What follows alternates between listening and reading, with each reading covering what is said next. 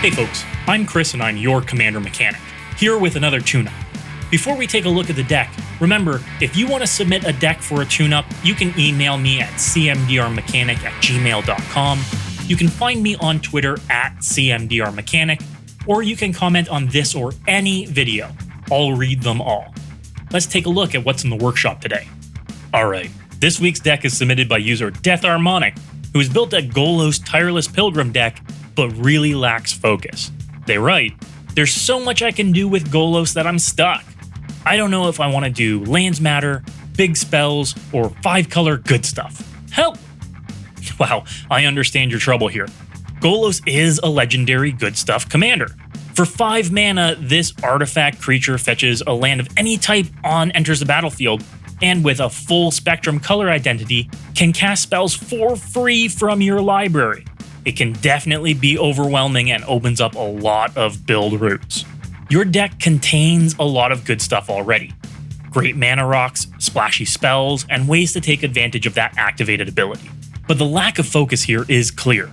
Your ramp is mostly artifact ramp, but you've got landfall cards.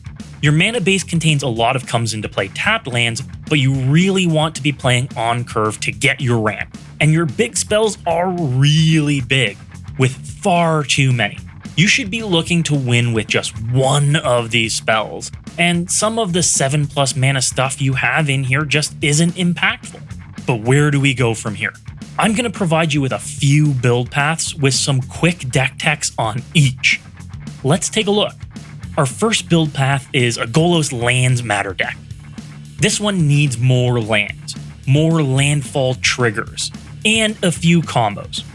I've included a few ways to get lands from your library into your hand and from your hand into play.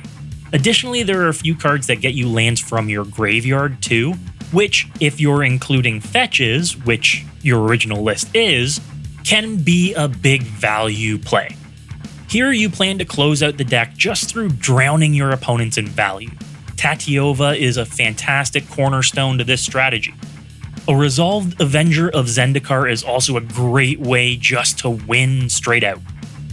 And I've included a few sneaky tricks in here as well, with draw cards on landfall triggers like Horn of Greed. And while it may be taboo, I've included Sunder as well, which returns all lands to their owner's hands.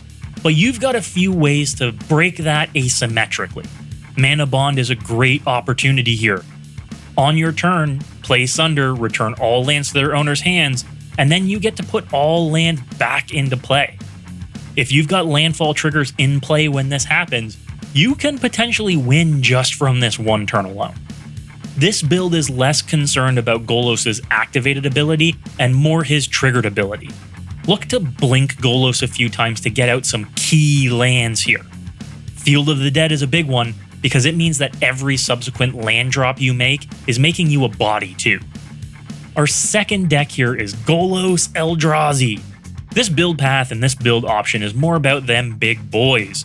It's about rushing to Golos and activating his ability and swamping your opponent with Eldrazi. This deck includes haste enablers, a ton of ramp, both artifact and land, and ways for you to ensure that you've got Wooburg, 1 mana of every color, in order to activate Golos' ability. When you start cheating out things like Emrakul, Kozilek, Ulamog, you're really quickly going to start just crushing your opponents. This one's all about tempo and all about playing above your curve. Our third build option is what I call Golos Go. It's the control option from these builds. This is a deck that wants to play at instant speed, using Golos' ability on your opponent's turn, pulling out your instance from your library for utility, potentially in response to what your opponents are doing. Now, to ensure that you can cast everything in your library, we're going to want to include cards like Leyline of Anticipation and Vidalcan Orrery, as well as creatures with flash. Remember that Golos' activated ability keeps timing restrictions in mind, meaning if you activate it on your opponent's turn, you can't cast a creature or sorcery, unless they have flash, or you can cast these spells as though they had flash. This deck also uses multiple untap effects like Wilderness Reclamation and Seedborn Muse to allow you to activate Golos every turn. When you start casting 2 or 3 spells on your opponent's turn each turn cycle, you're very quickly just going to crush them in that value. So you can see the options that lie before you when using a 5-color commander like Golos. These are just some of the ways that Golos can be built. Choose one that suits your playstyle best and go all in on it. In terms of upgrade options, if you're going with the Landfall Matters deck, you're going to want fetches. I know you have them in your original list, but you only have some of them. Remember that fetch lands activate landfall twice per land drop. That's massive. And something like Yarok is a great way to double up on those ETB triggers too.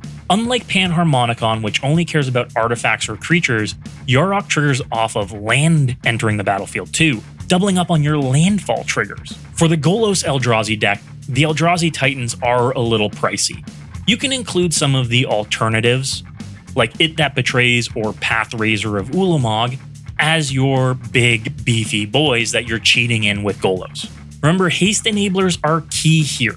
You're also going to want volume of mana in order to make sure that you can cast these Eldrazi if they get stuck in your hand. There's also the option to discard them to shuffle them back in if you're working with the Titans. You can go with a reanimation route here too, just in case those Eldrazi do end up in your yard, so that you've got alternate routes to cheat them if you aren't able to activate Golos for whatever reason. For our Golos Go deck, our Instant Speed Matters deck, I'd really recommend using Nexus of Fate.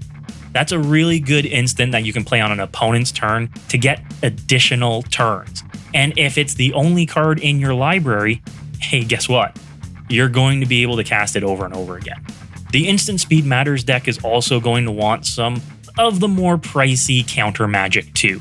A good counter magic package in this deck is going to ensure that you can get off your cheated creatures. This goes for just about all of our build paths too. You don't have to go with things like Mana Drain or Force of Will in all of the build options, but of course they do help because you can cast them for free. You're going to be using the majority of your mana to activate Golos' ability more often than not. For all of these decks, you're really going to want to hit 5 colors of mana reliably. Not just through lands, but look at other options like Prismatic Omen, Chromatic Lantern, and Dryad of the Elysian Grove. These 3 options make your lands tap for mana of any color, which is incredibly helpful. I think we'd all like to know what build path you decided to go with and what rings true to your playstyle. Let us know in the comments of this video what option you chose. And until next time, good luck and have fun. All advice in this video is advice only. Commander is about having fun your way. Don't let anybody tell you how to play EDU.